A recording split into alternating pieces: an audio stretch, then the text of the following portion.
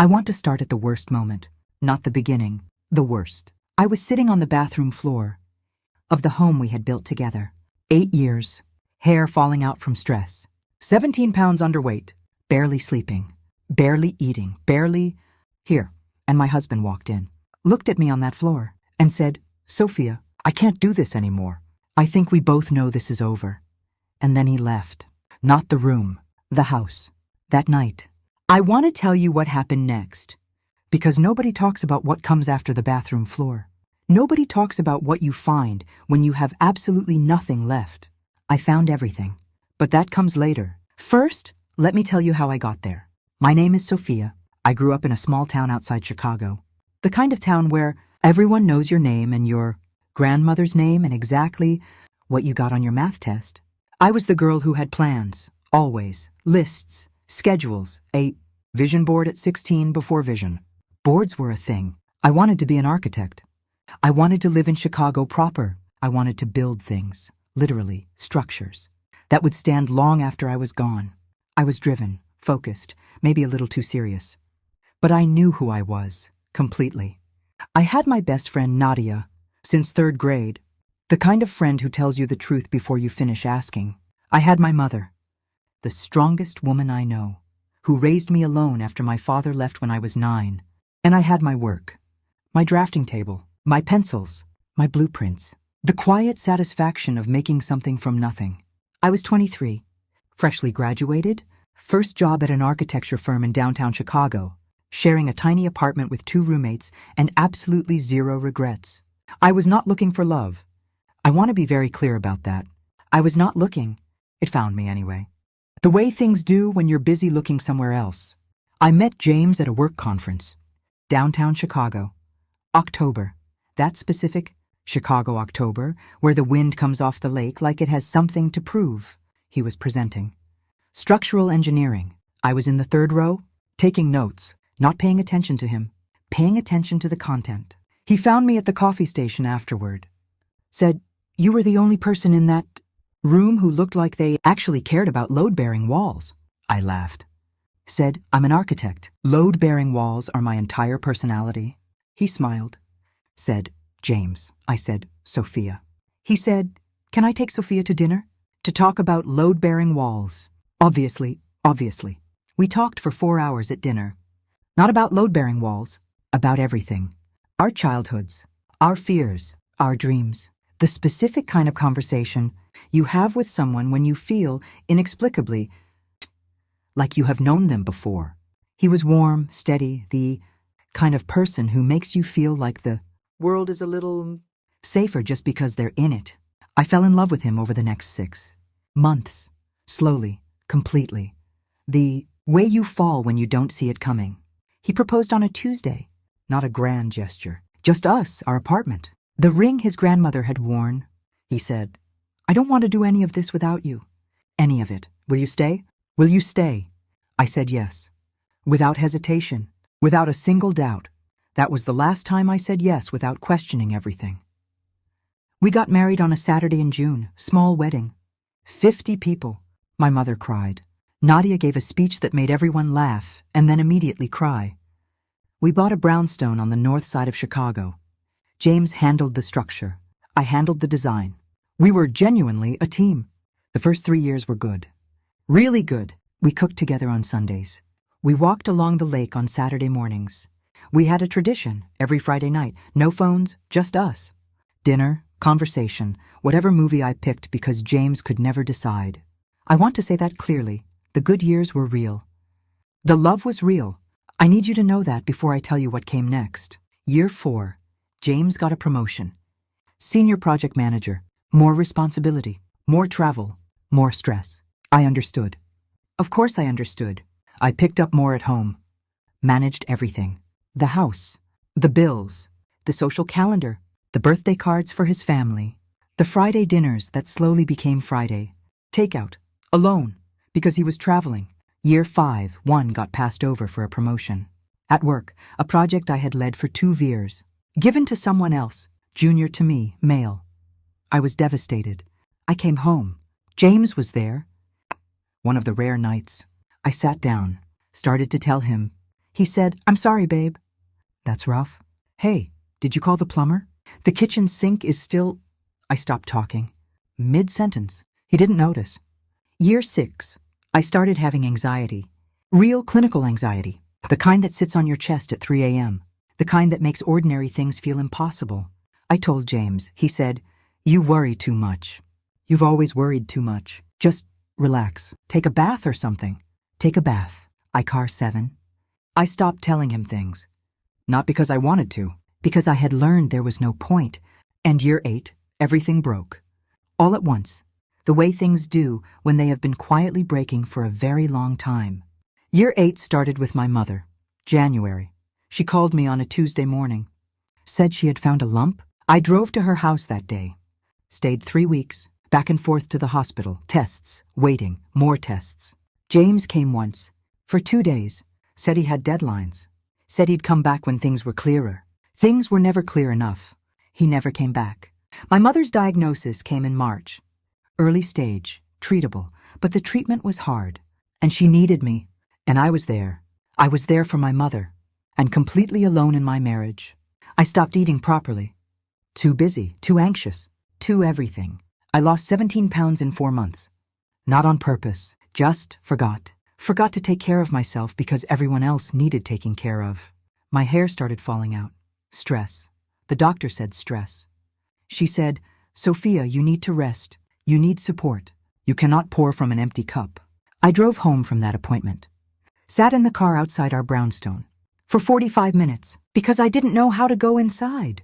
How to be in that house that felt like a beautiful empty shell. James was away that week. He was away most weeks. I went inside, made tea, sat on the kitchen floor, and cried for a very long time. That became a thing. Sitting on floors. I don't know why floors. Maybe because you can't fall when you're already on the ground. He came home that Friday. I was in the bathroom, on the floor, again, hair in my hands. 17 pounds gone, barely sleeping, barely eating, barely here. He stood in the doorway, looked at me, and I thought, finally, he's going to sit down. He's going to hold me. He's going to say, "I'm here. I see you. I'm sorry." He said, "Sophia, I can't do this anymore. I think we both know this is over." And then he walked out. Not the room, the house. I heard the front door. I heard the car. I heard nothing. And I sat on that bathroom floor for 3 more hours. Not crying, not thinking, just existing in the wreckage of an 8-year life that had just walked out the door.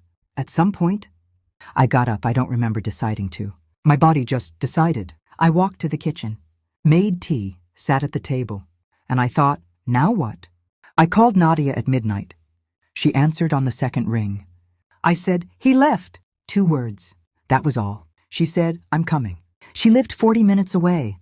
She was at my door in 35, still in her pajamas, carrying 2 things, her overnight bag, and a container of soup she had clearly heated, up in the 7 minutes between my call and leaving. She didn't say, "I told you so." She had seen things, over the years, things I had explained away. She had worried. She had said small things. I had not listened. She didn't say any of that. She just walked in, put the soup on the stove, sat down next to me, and said, "Tell me everything, from the beginning. Take as long as you need." I talked for 3 hours. She listened, all of it, every year, every moment I had swallowed, every night I had cried alone, every time I had stopped mid-sentence because he wasn't listening. When I finished, she was quiet for a moment. Then she said, "Sophia, can I say something? And you're not allowed to defend him?" I nodded. She said, "You have been disappearing for 4 years, and I have watched you make yourself smaller and quieter and less. And I have been scared for you, not because of him leaving, but because of who you were becoming to make him stay. He left you at your lowest. Sophia, that is the most important thing that has ever happened to you. Not because it doesn't hurt, but because now, for the first time in 4 years, you get to decide who you are, without anyone else in the room." I sat with that for a long time. Who are you when no one else is in the room? I had forgotten, completely. I had to find out from the beginning. James wanted the divorce finalized quickly. His lawyer called mine within 2 weeks. I won't go into all the details, but I will say this, the version of James I met in that divorce process was not the man I thought I had married. Cold, efficient, transactional. It confirmed something I had been afraid to look at. He had checked out long before that bathroom floor. I had just been too busy surviving to notice. The brownstone went to me. His idea, not generosity. He had already bought an apartment downtown. He had planned. Long before he told me, that was the twist that broke something open. He had planned. While I was at the hospital with my mother, while I was losing 17 pounds, while I was sitting on bathroom floors, he was planning his exit. I sat with that for a long time. The grief of it. Not just the marriage ending, but the realization that it had ended long before I knew, that I had been loving someone who had already left. Grief's strange. It doesn't come in the order you expect. I grieved the man I thought he was. The early years, the Friday nights, the lake walks, the version of us that I thought was the real one. And then, underneath the grief, something else. Something so quiet I almost missed it. Relief. I am not ashamed of that. It took me a long time to not be ashamed of that, but it was there. Underneath everything, a small, quiet relief, like a window opening in a room that had been closed for a very long time. The first month after the divorce, I slept. That sounds small. It wasn't. I had not slept properly in 2 years. I slept for 12 hours, 13. I slept like someone who had been running for a very long time and had finally stopped. The second month, late. Nadia came over every Sunday, brought food, cooked in my kitchen, made me sit at the table, made me eat, made me talk. The weight came back. Slowly, then faster. The third month, I opened my drafting table. It had been pushed into the corner of the spare room. I don't remember moving it there. I don't remember deciding to stop designing things for myself. It just happened. The way things disappear when you're not paying attention.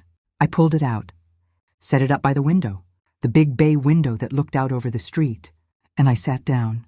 And I drew, not for work, not for a client, just for me. A building, imaginary, something I had been turning over in my head for years. A community center design, open, light-filled, the kind of space that makes people feel less alone. I drew for 6 hours. I forgot to eat lunch. I forgot to check my phone. I forgot everything except the pencil and the paper and the thing I was making. At some point I looked up. It was dark outside. The street was quiet, and I felt something I had not felt in a very long time. Like myself. Not happy. Not healed. Not okay. Just myself. Right there. At the drafting table. In the bay window. In the brownstone that was now entirely mine. I cried.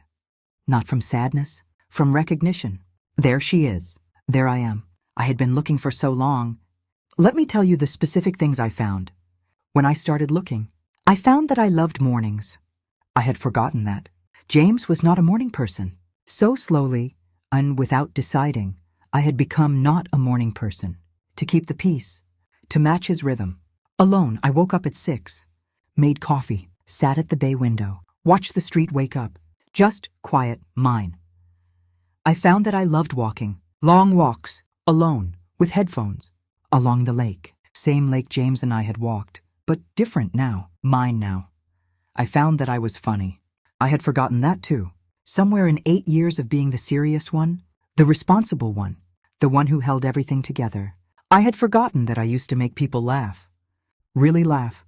Nadia reminded me. One Sunday, I said something. I don't even remember what, and she laughed so hard she spilled her coffee. And she said, "There she is." I missed her. Where has she been? I found that I was brave. That one surprised me most. I had spent years feeling small, quiet, like someone who needed permission. 6 months after James left, I submitted that community center design, the one from the bay window, to a competition, international, the kind I would have never submitted to before. Too scary, too exposed. What if it's not good enough? I submitted it. Because there was no one left to tell me it wasn't. I found that I loved my own company. That one took longest. Being alone and being lonely are completely different things. It took me 4 months to feel the difference. But when I did, when I could sit in my own quiet and feel full, not empty, full, that was the moment I knew I was going to be okay. Not because everything was fixed, but because I had found the one person I actually needed, myself. I want to talk about my mother, because this story is not just about James leaving. It is about what I ran toward when I stopped running from the pain. My mother completed her treatment in September. 8 months after James left, I was there.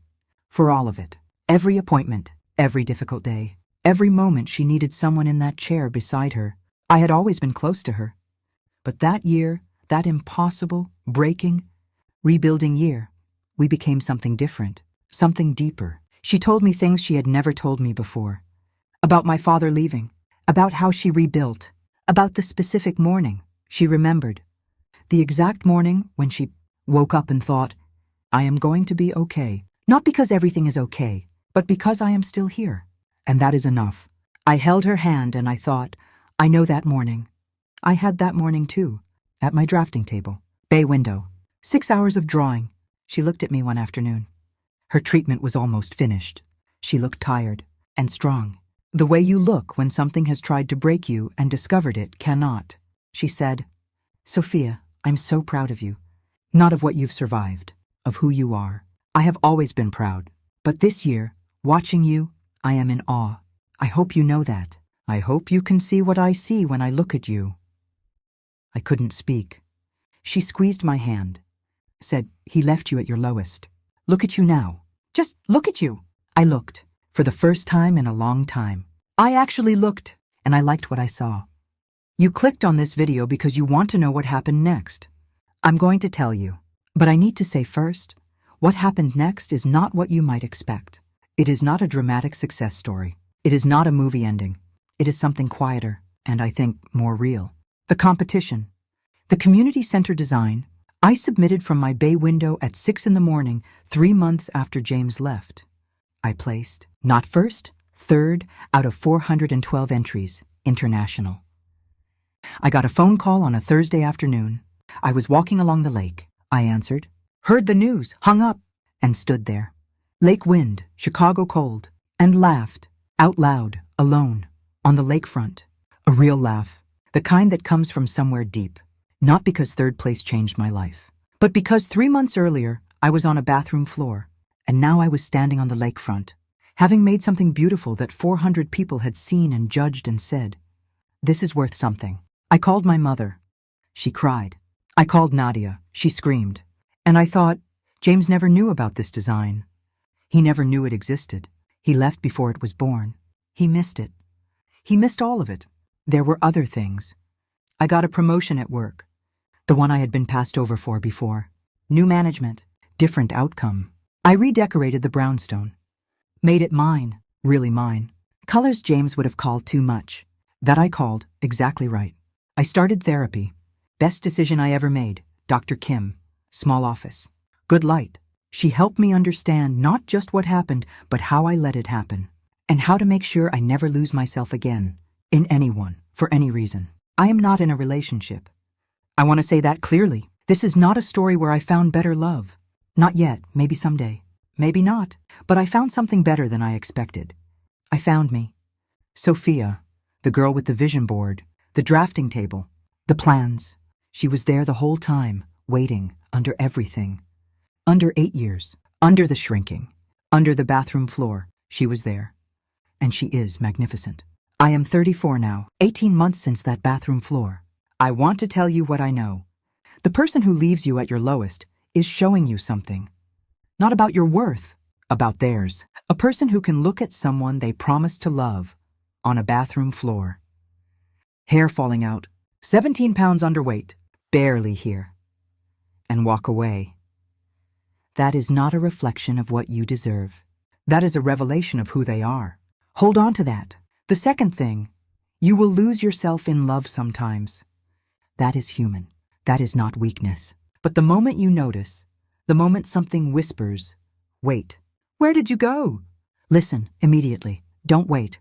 Don't explain it away. Don't make yourself smaller to keep the peace. The peace is not worth it if it costs you yourself. The third thing, your lowest point is not the end of your story. It is, I promise you, it is the beginning of the most important chapter.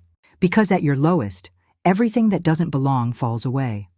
Everything fake, everything performative, everything you were holding for someone else's comfort. What remains is you, real, essential, unbreakable. James left me at my lowest.